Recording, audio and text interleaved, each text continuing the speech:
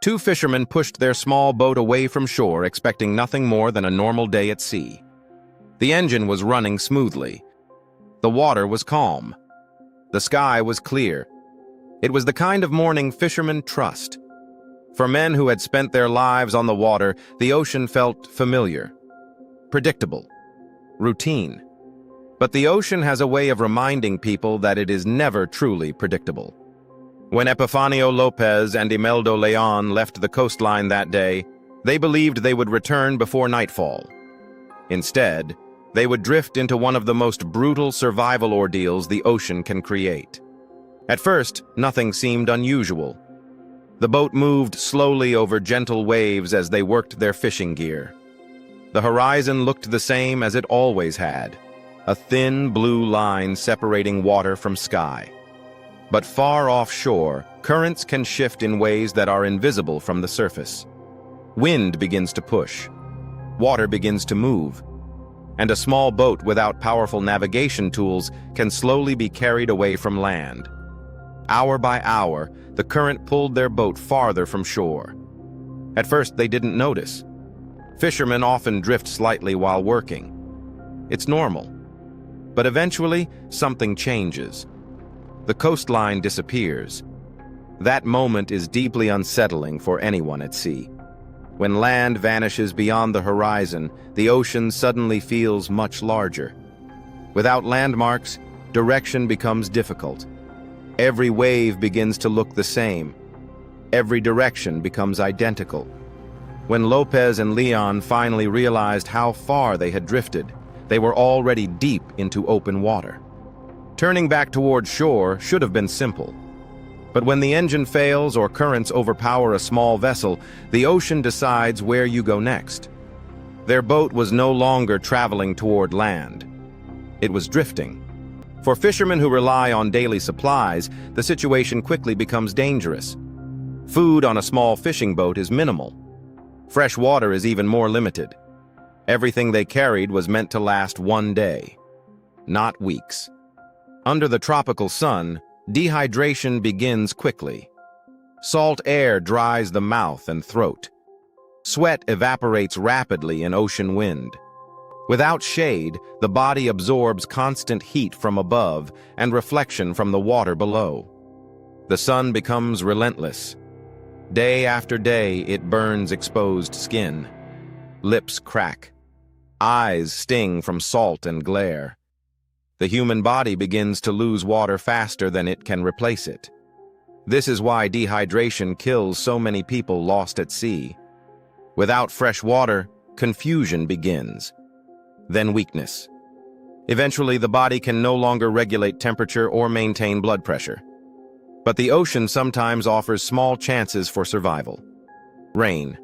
Rain becomes the most valuable resource a castaway can hope for. A short tropical storm can provide enough fresh water to extend life for days.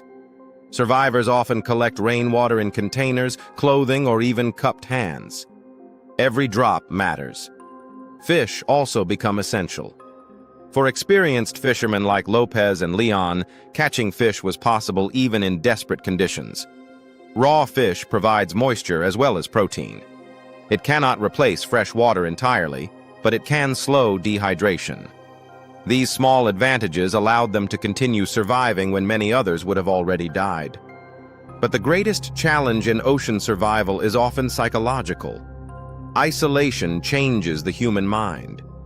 Days pass without seeing another person. The horizon never changes. Morning brings the same endless blue circle.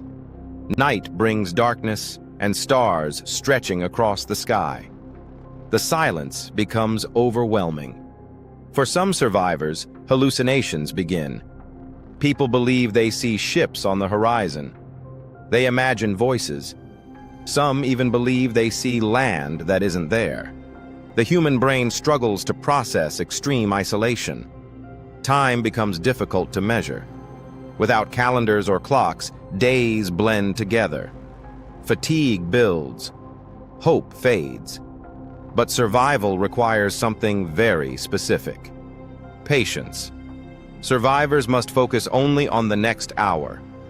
the next task, the next opportunity for water or food. Thinking too far into the future can destroy morale. Instead, survival becomes a series of small victories. A fish caught, a brief rain shower, a day survived. Lopez and Leon endured this slow passage of time as the ocean carried them farther from home. The Pacific Ocean is enormous. It covers more than 1/3 of the entire surface of the Earth. A small drifting boat can travel hundreds or even thousands of miles depending on the current. Rescue becomes increasingly unlikely. Most vessels crossing the open ocean never notice a tiny fishing boat among the waves. From the deck of a large ship, a small wooden boat can disappear behind even modest swells. This is why so many people lost at sea are never found. But survival sometimes depends on simple endurance, remaining alive long enough for chance to intervene. Eventually, that chance arrived. A passing vessel spotted the drifting boat. For men who had spent months surrounded by nothing but water and sky, the sight must have felt almost unreal. Rescue at sea often feels like waking from a nightmare. The mind struggles to accept that the ordeal is finally ending. For Lopez and Leon, the ocean had taken them far from home. But it had not taken their lives. Their survival reminds us of something the ocean teaches again and again. The greatest danger at sea is rarely dramatic. It is not always storms. It is not always sharks. More often, it is something quieter. Thirst, exposure, isolation. When the shoreline disappears and the engine fails, the ocean does not attack. It simply waits. And survival becomes a test of endurance. One more day, one more hour, one more chance for rain.